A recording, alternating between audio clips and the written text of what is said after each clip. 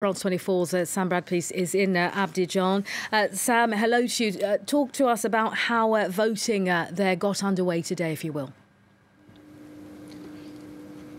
Well, voting indeed did get underway today, but perhaps not to the level that most observers would have wanted. According to one independent observer group, Indigo, that's a local independent election observer, by midday, 21% of polling stations were still closed. And I just spoke with a spokesman for the National Police who said actually throughout the day, even well into the evening, some polling stations remained closed. That's mostly because the opposition have been putting up roadblocks, essentially blocking people from accessing polling stations.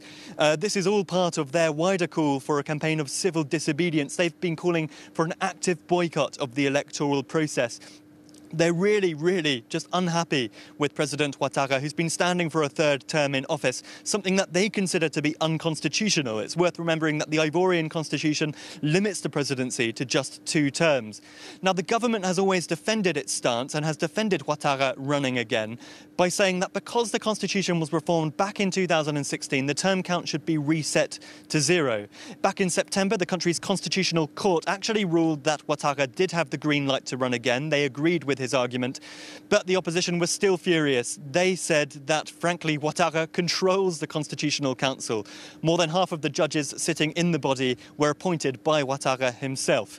So all of that has led to a day where voting hasn't taken place really to the level that most democratic observers would have wanted. So perhaps not a huge turnout, Sam, as you say. Talk to us about when we're expecting results to begin coming in then.